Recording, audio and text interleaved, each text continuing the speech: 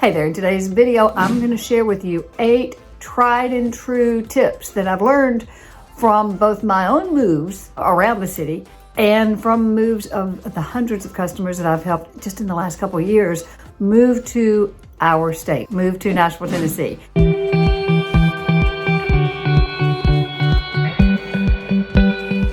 If you're new to my show, I am Susan Thetford. I'm a realtor with EXP. I'm a native Nashvilleian, retired general contractor, realtor for the last 30 plus years. So I have a lot of experience with that, but I haven't moved out of state.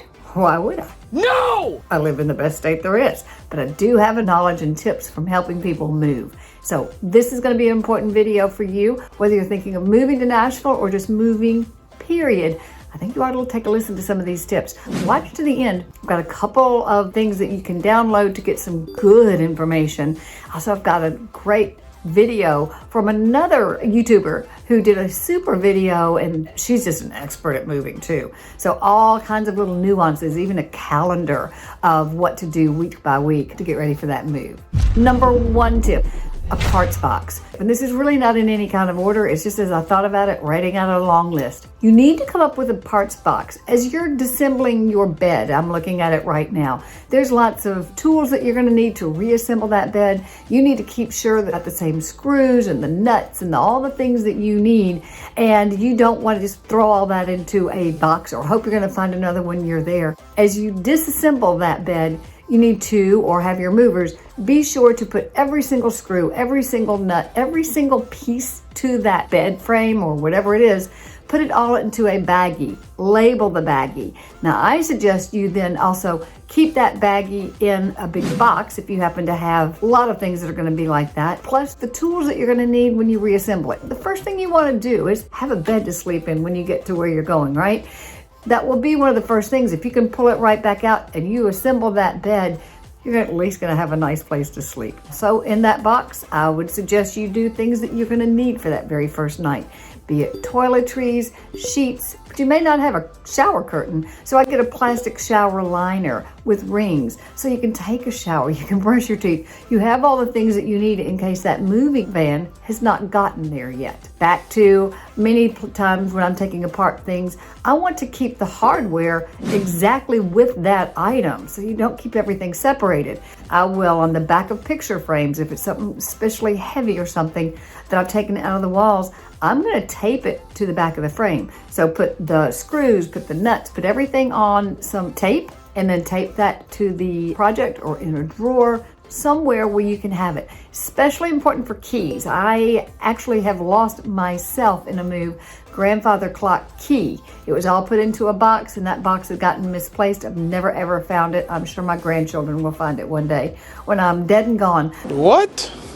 But that key should have been taped to the door of the clock itself. So let my loss be your gain. Number 2, I'm sure you've seen these, whether you've used it or not, but storage pods. If you're getting your home ready to sell, you certainly need to do many things. Declutter. Everybody's got clutter. You need to declutter. Now, when you're decluttering, I suggest you also decide what you want to keep, what you need to have in your new location versus what you don't know what to do with and you're just going to put it in a pod and go. Don't do that. Go ahead. Figure out what you're going to sell. And this is probably a good 2 months ahead of time. What do you not want to take with you? What is it you don't need to keep your home staged and looking beautiful? And a realtor can help you with that. And go ahead and get rid of those things. Have your big yard sale. That may help you fund the move or fund the packing or all the things that go involved with the move, because it's not inexpensive to move.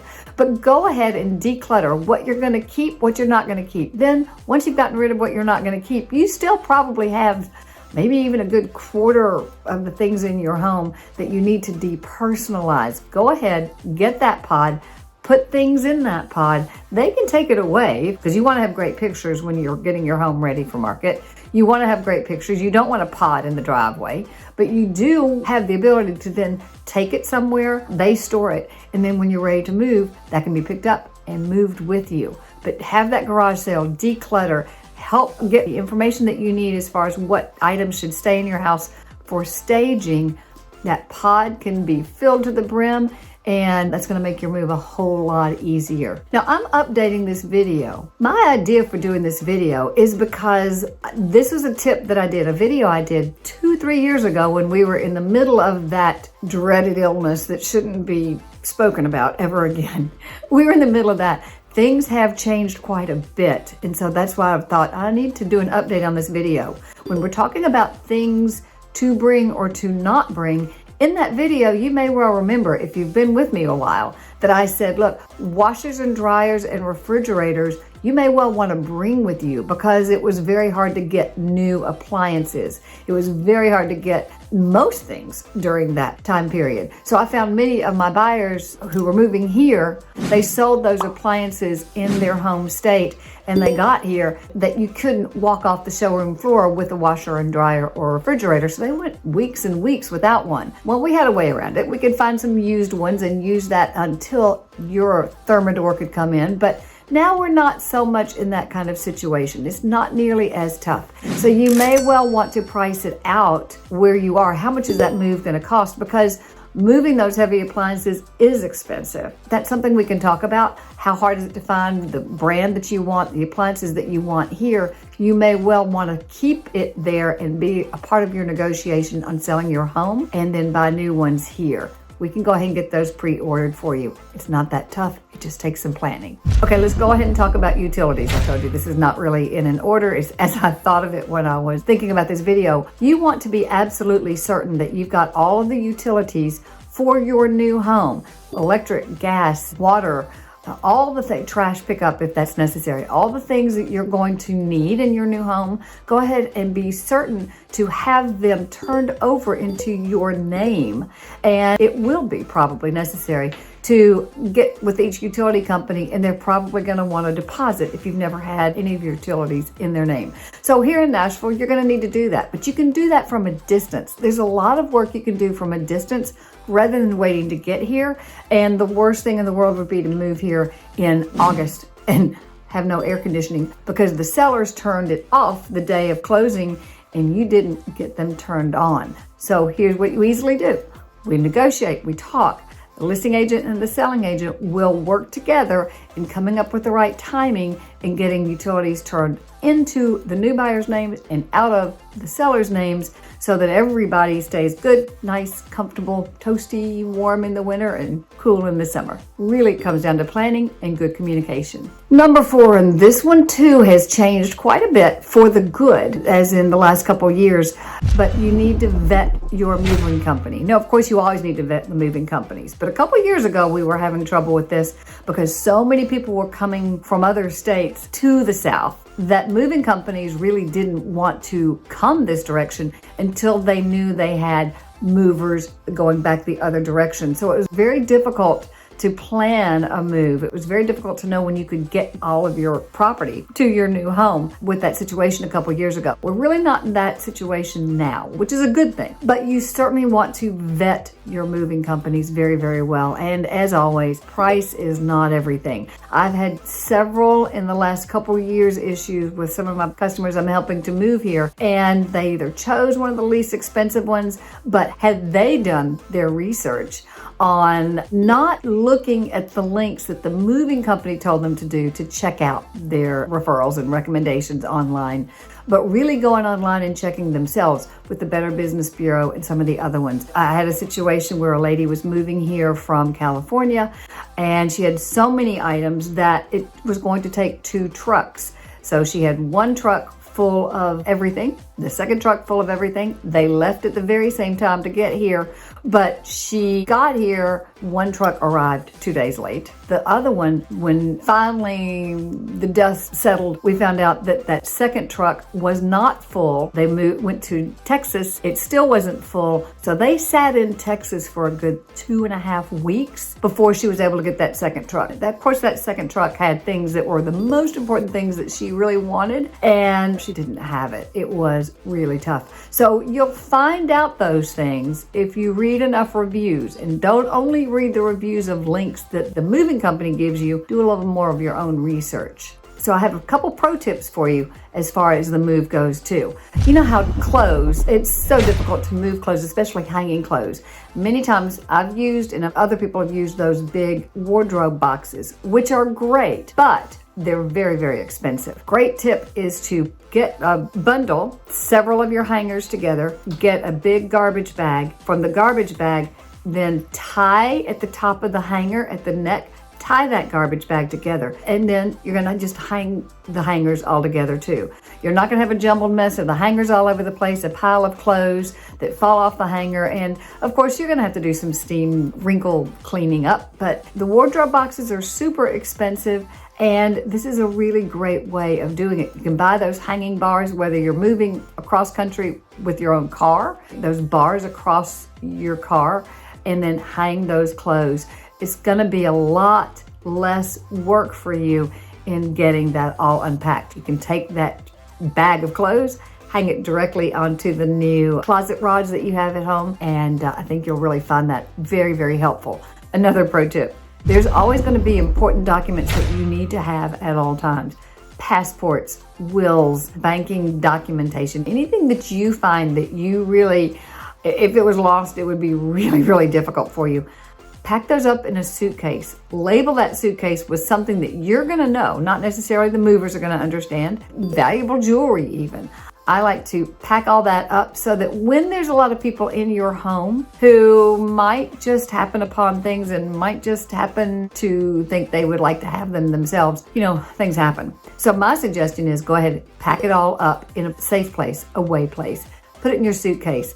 If I'm traveling, I would want to just keep it with me at all times. That's just one of the suitcases you take. If you're going to be driving and traveling, I would go ahead and put it in my car, lock it in the car, keep that car locked up. Expensive jewelry, very valuable jewelry, things that mean a lot to you, keep locked up in a suitcase where you know exactly where it is. You know, just prying eyes don't need to see it. The same with prescription medicines. I'm sure your agent's going to talk to you about prescription medicines, having them locked away in not a medicine cabinet whenever you're showing your home. They're just things we need to watch out for. Thankfully, I've never had that problem, but I've heard about it quite a bit. And timing of things can be quite tricky. What if you're selling your home in one state and you're moving to Nashville with me? Okay, it's easy. We'll communicate. I'll be communicating with your agent, with your title attorney, with all the closing people involved with yours, and working with my people here. We work as a team, we communicate. You may well be able to close in your state, then we do an away closing. All the paperwork is sent to you while you're sitting in the comfort of your living room. Close on your new home in Tennessee, here in Nashville, from the comfort of your old home on the same day. Do a simultaneous closing by sending title company and away. It's very safe. Many, many people do it. And then you're going to get in your car or fly and get here in a couple days and you will already have possession. Or we certainly can do it such that you want to close in the morning at your old home and then get here if you want to do it in person and close a couple days later here in Nashville. So one more pro tip that you need to know, if you are buying a home here in the Nashville, Tennessee area, and I actually think it's across the country, but I know that for here, you must have completed the closing and the funding by 3 p.m. if you want to take possession of the home by then. The seller wants to know that the money is transferred, it's wired, it's funded totally, and that needs to happen prior to 3 p.m. because we know how banks work, banker's hours. You may not be able to take possession until the very next day, regardless of whether the moving truck is sitting there and regardless of whether you plan to stay there that night. Until it's funded, you can't have possession of that home. So again, it's back to communication. Things happen, but we can work through it. So this is pretty easy, and I'm just going to help you save some money. The boxes to pack are expensive. You can get boxes from the grocery store, go to your local grocery and ask them what days they tend to have a lot of unpacking for the size boxes that you need. That's easy. They're usually happy to get rid of them. But the other thing is, as people are moving and unpacking their boxes ferociously, they want to get rid of those boxes, get the clutter and everything out of their home. Watch Facebook Marketplace in your new location or your old location and watch consistently. People are giving away free boxes all the time. They want the clutter gone and they want their house to be clutter-free. You're doing a job for them. You're doing a helpful job for them. So go ahead, be sure to watch that continually.